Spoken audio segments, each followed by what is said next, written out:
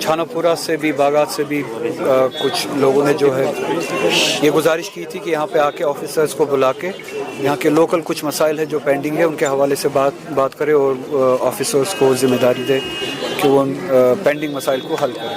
तो इसीलिए आज जो तय पाया था यहाँ के ज़िम्मेदार लोग जो है उनको जमा किया था और उन्हीं के कहने पे कुछ ऑफिसर्स को भी यहाँ पे बुलाया था और मैं भी खुद इनकी खिदमत में आया था ये सुनने के लिए कि कौन कौन से मसाइल जो है लोकल इश्यूज़ पेंडिंग है। तो उन्हीं हवाले से बात हुई और उम्मीद है कि ये ऑफिसर जो है उस पर एक्ट करके इन इश्यूज़ को जल्द से जल्द सॉल्व करेंगे। सर नौजवान यहाँ पे ग्राउंड की प्रॉब्लम है तो क्या सॉल्व हो सकती है उनको रखना है? मैंने गवर्नमेंट को लिखा था, इससे पहले भी ये मेरे पास आए थे। ये इस ग्राउंड को जो है जवानों के स्पोर्ट्स एक्टिविटी के लिए रखा जाए जैसे कि हमेशा से फंक्शन करता है और पुलिस के लिए अगर उनको कोई ज़मीन देनी भी है उसके लिए कहीं और ज़मीन देखी जाए और रीलोकेट किया जाए। बदकिस्मती ये है कि हमारी इलेक्टेड एडमिनिस्ट्रेशन जो है इस बात को सीरियस से नहीं ले रही है अभी तक। इनके लिए जो है रिलोकेशन का या मुतबादिल का कोई इंतज़ाम नहीं किया है। पुलिस एडमिनिस्ट्रेशन जो नाम नहाद LG के ज़रिए चल रही है वो एडमिनिस्ट्रेशन तो लोगों को मुझे लगता है इस हवाले से तंग करने में ही लगी। जहाँ पे एक स्पोर्ट्स एक्टिविटी दहाइयों से हो रही है, स्पोर्ट्स एक्टिविटी के लिए ज़मीन को प्लेग्राउंड के लिए यूज़ किया जाता है, वहाँ से हटा के फिर आप लोगों को क्या मुतबादिल दे रहे हैं? अगर मुतबादिल नहीं दे रहे आप वहाँ से लोगों को क्यों हटा रहे हैं, जवानों को क्यों हटा रहे हैं? पुलिस के पास बहुत सारा पैसा है, एडमिनिस्ट्रेशन के पास बहुत सारा पैसा है। पिछले ही बजट में आपने सुना होगा 10,000 करोड़ के करीब जो एलोकेशन थी सिर्फ पुलिस के लिए थी, उस बारे में मैंने पार्लियामेंट में भी बात की। तो हज़ारों करोड़ जो है पुलिस के लिए, जम्मू कश्मीर पुलिस की मैं बात कर रहा हूँ, पुलिस के लिए एलोकेशन होती है अलग से। तो इतने हज़ारों करोड़ में से ये कहीं पे ज़मीन नहीं खरीद सकते। ये ज़रूरी है सताना हमारे बच्चों को या बच्चों को ही कहीं पे मुतबादिल दे, प्ले ग्राउंड दे। तो इन्हें इन चीज़ों से बाज आना चाहिए। फिर ये कहते हैं कि जो लोग जो है वो एजिटेट होते, एजिटेट कराने के रीज़न आप है, ज़िम्मेदार आप है। तो मैं आपके वसातत से पुलिस एडमिनिस्ट्रेशन से फिर से ये कहना चाहूँगा इस ग्राउंड को जो है प्ले ग्राउंड के हवाले से ही इस्तेमाल होने दें और पुलिस के लिए अगर आपको ज़मीन की ज़रूरत है, आपके पास पैसा बहुत है, कहीं पे और जाके आप रीलोकेट करें या कहीं पे इन्हीं को रीलोकेट करके ज़मीन दें ये जहाँ पे प्ले ग्राउंड एस्टैब्लिश करें, बच्चों को ना सताए। तो 1.5 साल हो गया अभी रिजर्वेशन का मामला है क्यों का? मैंने कल ही इस बारे में बात की है। दूसरा सवाल है 370 और स्टेटहुड को लेके गवर्नमेंट बात ही नहीं कर रही है। गवर्नमेंट क्या इनको दिख नहीं रही है, ग्राउंड लेवल पे कोई बात ही नहीं कर रहा है इसके रिलेटेड। मेरी उनके साथ और उनकी मेरे साथ उनकी वो तो अब मुझसे नफ़रत ही करते हैं, मेरी उनके साथ डिफरेंसेस है इसी बात पे कि उन्होंने 370 को जो हमारा प्राइमरी और प्रिंसिपल प्रॉमिस है लोगों को कि हम वो लड़ाई लड़ेंगे। हमें से किसी ने ये नहीं कहा कि आप हमें वोट दीजिए और दूसरे दिन हम 370 लेके आएंगे। हमने 2024 के इलेक्शन में, असेंबली इलेक्शन में ये वादा किया लोगों से कि हम 370 की वापसी, उन प्रोटेक्शंस की वापसी की लड़ाई लड़ेंगे और जो कॉन्स्टिट्यूशनल प्रोटेक्शंस थे इस रियासत के उनकी वापसी के लिए हम इंस्टीट्यूशनल लड़ाई लड़ेंगे। इस गवर्नमेंट ने बदकिस्मती से वो लड़ाई छोड़ दी और इसीलिए लोग भी नाराज़ है और मैं भी उसी नाराज़गी को ही रिफ्लेक्ट करता हूँ।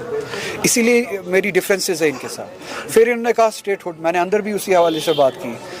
जम्मू कश्मीर के लोगों ने स्टेटहुड के लिए वोट नहीं दिया। अगर स्टेटहुड के लिए वोट देना होता तो बीजेपी को वोट देते। जम्मू कश्मीर के लोगों ने प्रोटेक्शंस के साथ, कॉन्स्टिट्यूशनल गारंटीज़ के साथ रेस्टोरेशन का के लिए वोट दिया। स्टेटहुड के लिए बीजेपी ने भी फिर इलेक्शन कैंपेनिंग में प्रॉमिस किया था, on the floor of parliament भी प्रॉमिस किया था। अगर लोगों को, जम्मू कश्मीर के लोगों को स्टेटहुड के लिए वोट देना था तो बीजेपी को वोट देते। उस आइडिया को रिजेक्ट किया लोगों ने। फिर हमारी जमात जिन्होंने 370 के नाम पे, प्रोटेक्शंस के नाम पे वोट लिया, फिर कहा कि हम स्टेटहुड की लड़ाई लड़ेंगे। वो भी ज़्यादती थी, वो भी गलत था, वो भी कंप्रोमाइज़ था मैंडेट के साथ। चलिए 2 मिनट के लिए मैं उनका आर्ग्यूमेंट मानता हूँ, वो अचीवेबल है, उसकी लड़ाई लड़ेंगे। अब 2 साल होने को है, ये गवर्नमेंट अब वो लड़ाई भी नहीं लड़ रही है, इनने वो भी अब छोड़ दिया है। अब ये कुछ वक्त पहले तक बिजनेस रूल्स की लड़ाई लड़ रहे थे कि हमें बिजनेस रूल्स जो है अप्रूव करके दे दीजिए।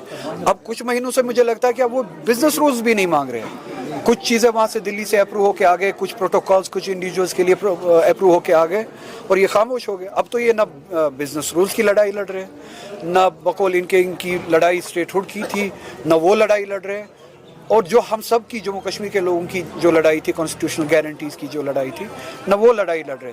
तो ये ज़्यादती है लोगों के मैंडेट के साथ, लोगों के भरोसे के साथ। अगर ये आपने वुमेन रिजर्वेशन बिल को लेके बीजेपी का कहना है कि अपोजिशन इसको अपोज कर रही है पहले से ही। अपोजिशन ने अगर अपोज करना होता तो पहले ही 2023 में जो है ये बिल पास हो चुकी है ऑलरेडी, तो तब अपोज किया होता। जब सिर्फ और सिर्फ वुमेन्स रिजर्वेशन बिल लाई गई थी किसी मैलेज के बगैर, किसी ट्रिक के बगैर, वुमेन्स रिजर्वेशन बिल 2023 में पार्लियामेंट में लाई गई और यूनानिमसली उसको पास किया गया और उसके इम्प्लीमेंटेशन के लिए इसी गवर्नमेंट ने कहा कि हम एक डेट तय करेंगे। तो आज भी वो वुमेन्स रिजर्वेशन बिल अलाइव है। इन्होंने परसों जो कोशिश की वो वुमेन्स रिजर्वेशन बिल की आड़ में डीलिमिटेशन, नाम नहाद डीलिमिटेशन, जिस डीलिमिटेशन के नाम पे ये जेरीमैंडरिंग करना चाहते थे, वही जेरीमैंडरिंग जो इन्होंने कश्मीर में किया, कम्युनल लाइन्स में। 2019 के बाद इन्होंने डीलिमिटेशन के नाम पे यहाँ पे लाइन्स तब्दील की, बाउंड्रीज तब्दील की, कॉन्स्टिट्यूंसीज की, पार्लियामेंट्री कॉन्स्टिट्यूंसीज, असेंबली कॉन्स्टिट्यूंसीज की बाउंड्रीज तब्दील की। आप जम्मू रीजन में देखिए, आप चिनाब रीजन में देखिए, पीर पंजाब रीजन में देखिए, कश्मीर में देख लीजिए, इनने कम्युनल लाइन्स पे कॉन्स्टिट्यूंसीज को तकसीम किया और बैलेंस जो है सोसाइटीज़ का, उनको इलेक्टोरली किसी एक खास तबके को किसी खास कॉन्स्टिट्यूंसी में मजबूत करने की कोशिश की, किसी खास तबके को मज़हब के बुनियाद पे, मुस्लिम मज़हब के बुनियाद पे उनको कमज़ोर करने की कोशिश की। यही जेरीमैंडरिंग ये जो चाहते थे पूरे मुल्क में करना चाहते थे डीलिमिटेशन के नाम पे, कि माइनॉरिटीज़ के साथ ज़्यादती की जाए, उनको इलेक्टोरली इररेलेवेंट बनाया जाए। जहाँ पे मुस्लिम जो परसेंटेज है 30-40% के करीब है कुछ कॉन्स्टिट्यूंसीज में, वहाँ पे मुस्लिम परसेंटेज को गिराया जाए, रीड्रॉ किया जाए कॉन्स्टिट्यूंसीज को, बाउंड्रीज को, ताकि उनकी परसेंटेज 5, 10, 20% तक रहे और माइनॉरिटीज़ और बिलखुसूस मुस्लिम जो है इलेक्टोरली डिसएम्पावर हो जाए। इसी तरह से ये चाहते थे कि सीट्स में इजाफा करें। उसमें सबसे ज़्यादा अहम मसला था पार्लियामेंट्री सीट्स का, साउथ से लेके नॉर्थ कश्मीर तक। और मैंने इसी हवाले से बात की पार्लियामेंट में, मैंने साउथ कश्मीर की बात नहीं की कि पूरा हिंदुस्तान साउथ कश्मीर बने, ये मेरी बात नहीं थी। मेरा मसला, मेरे कहने का मतलब ये था कि पूरा साउथ इंडिया उसी चीज़ से गुजरे जो इलेक्टोरली जम्मू कश्मीर के साथ हुआ, कॉन्स्टिट्यूशनली जो जम्मू कश्मीर के साथ हुआ। जो नुकसान जम्मू कश्मीर के लोगों ने देखा वो ये है कि साउथ के लोग रियलाइज़ करते हैं,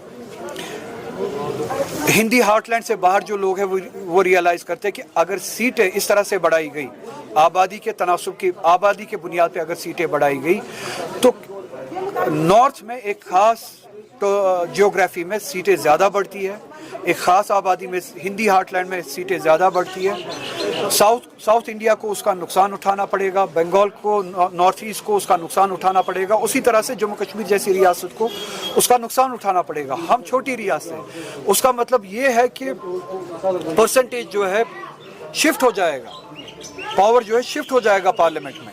400 के करीब ये जो 4-5 रियासतें हैं जिनमें बिहार, उत्तर प्रदेश, गुजरात, राजस्थान, मध्य प्रदेश है, पार्लियामेंट में इनके पास 400 के करीब सीटें होंगी। हमारी रियासत जैसी जम्मू कश्मीर की हमारी 6 सीटें, अगर बढ़नी थी ज़्यादा से ज़्यादा 1 बढ़ती, 7 सीटें बढ़ती। इसी तरह से 120 सीटें पूरे साउथ इंडिया की होती या 150 होती। तो हिंदुस्तान का फैसला, पूरे हिंदुस्तान का फैसला कि कल को कश्मीर में क्या होना है, कल को साउथ इंडिया में क्या होना है, ये 4-5 रियासतें मिलके ले सकती हैं। और जो चीज़ हमने देखा है, कश्मीर ने देखा है, 370 इन्होंने हटाया, क्या वो जम्मू कश्मीर की मर्जी से हटाया? नहीं। ये कहते हैं कि पार्लियामेंट में वोट मिला। वोट कहाँ से मिला उसके लिए? वो वोट मिला आपको उन एमपी से, ज़्यादातर जो यूपी से आते हैं, बिहार से आते हैं, मध्य प्रदेश से आते हैं, गुजरात से आते हैं। उनका लेना देना ही नहीं है कश्मीर के साथ। उन्होंने फैसला किया कश्मीर के बारे में। और मेरा मतलब यही था कि साउथ इंडिया यही रियलाइज़ करेगा जब साउथ इंडिया का फैसला, ये 400 सीटें किसी एक जगह पे कंसंट्रेट होके 4 रियासतें लेंगी, उनके बारे में उनको कल डिसएनफ्रेंचाइज किया जाएगा। मेरे कहने का मतलब ही यही था। वही हो जो कश्मीर के साथ हुआ। एक दिन हम जागे हमसे हमें पता चला, हमसे हमारा 370 भी छीना गया, स्टेटहुड भी छीना गया। मैंने यही कहा कि साउथ इंडिया को भी खदशा है और उनको भी लगता है कि हमारे साथ ये होगा, और होने दे, उनको एक दिन उनको भी पता चले कि उनको स्टेटहुड से गिरा के यूनियन टेरिटरी बनाया गया है, तब उनको पता चलेगा कि जम्मू कश्मीर के साथ होता क्या है, बंगाल के साथ ऐसा ही हो, नॉर्थ ईस्ट के साथ ऐसा ही हो। यही मेरा केस था, मेरे कहने का मतलब ये था।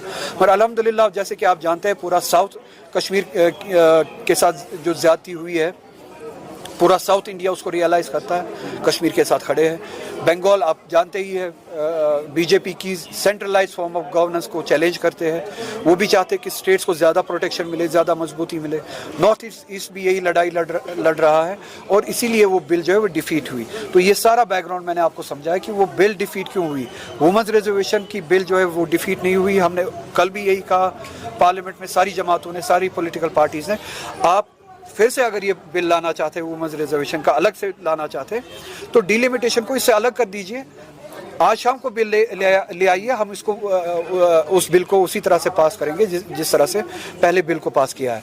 और ये जेरीमैंडरिंग था, इन्होंने कोशिश किया पूरे मुल्क को बेवकूफ़ बनाने की, पार्लियामेंट को बेवकूफ़ बनाने की, और अल्हम्दुलिल्लाह पूरा मुल्क जो है वो समझदार साबित हुआ और पार्लियामेंट भी समझदार साबित हुआ, मोदी के इस स्कीम को डिफीट दिया।